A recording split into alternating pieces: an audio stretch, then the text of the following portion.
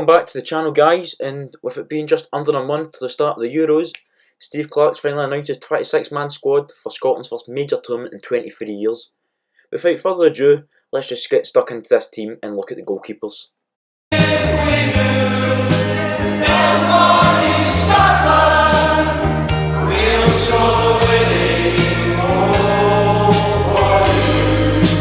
As you can see, guys, the goalkeepers for the Euros is David Marshall, Craig Gordon and John McLaughlin, and I feel this was probably the easiest position to guess, as all three keepers have kept their place in the squad the past few international breaks, and it's probably the best selection we could have picked from.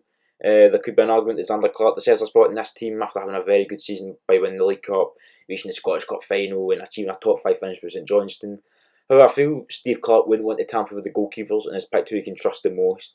It was looking like John McLaughlin was going to keep his place as Rangers number 1, with Al McGregor out injured and achieving 6 clean sheets in his first 6 games.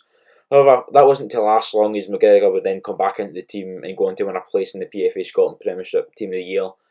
Craig Gordon, being the Hearts number 1 for most of the season and has been one of the best players of the season.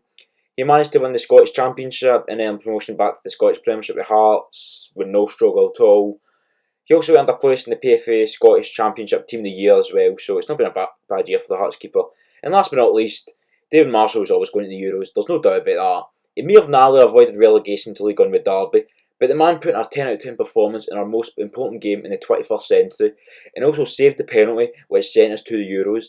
Hopefully David Marshall is able to carry that type of performance in the group games at the Euros, and will surely, if he hasn't already, will become a Scotland legend.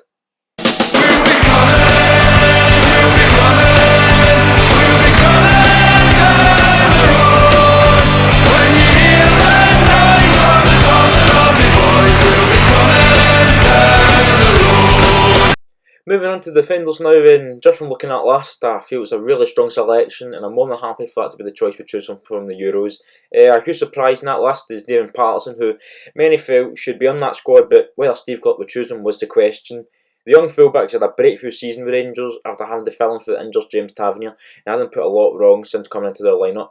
Also making the squad is Jack Hendry, who has had a very good season at loan at inside Ostende, with him being one of their best players. We've also got a wide range of centre-backs that can adapt to certain types of teams that we may face at the Euros, which are a huge positive, as we haven't really had that happen to us in a very long time.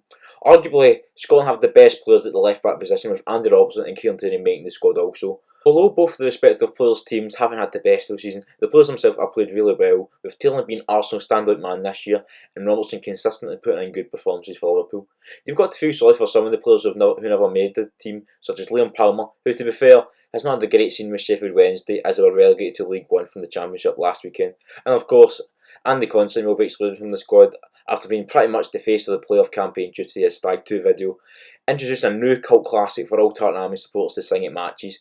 But apart from that, I'm more than happy with the defensive selection and feel that the experience and new talent of these players can help us in the summer. I don't know if you can see changes that have come over me. In these last few days I've been afraid that I might drift away. Next up, we have the midfielders, where there's a couple of surprises that Steve Clarke has thrown to the squad. Both David Turnbull and Gilmour have been selected after many people have called for them to be at the Euro due to how well they've played for their respective teams. David Turnbull has been Celtic's standout player this season since breaking into the starting 11 in December. He has managed to win both Celtic's Player and Young Player of the Year award, as well as reaching 9 goals and 6 assists in the league. Not only that, he was also named PFA Scotland Young Player of the Year and earned a spot in the PFA Scotland Team of the Year, so it's been a very good season for the Celt. Gilmour has been getting talked about for many years now, and as to whether he would break into the Scotland squad or not. But after his consistent performances in the Premier League for Chelsea this year, there's no argument to say he shouldn't be going. Thomas Tuchel has put a lot of faith in Gilmour and has really paid off whenever he's appeared in the Blues lineup. People may say that he hasn't ready to start for Scotland, but only a couple of weeks ago he started against Real Madrid in a Champions League semi-final. We were competing against the likes of Modric and Kroos in midfield and found it very easy for him. Personally, I don't see him starting at the Euros, but I wouldn't be against it as he showed many times he can compete at the highest level.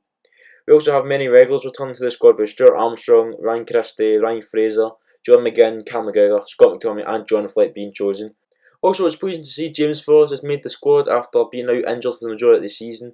But when a player like James Forrest is fit and ready, there's no way you can leave him out, as his contribution that he gives to the team will be a huge help for Scotland. Unfortunately, the likes of Ryan Jack and Ken McLean are left out of the squad due to injury and will be a big miss for Scotland.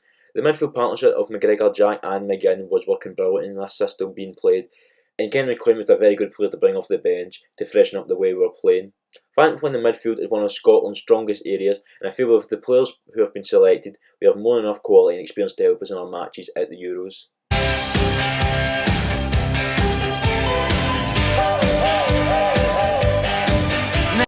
To round up the squad announcement, we finish up with the forwards with Lyndon Dykes, Che Adams and Kevin Nisbet being selected, and yet again we have some very strong options to choose from to put up front.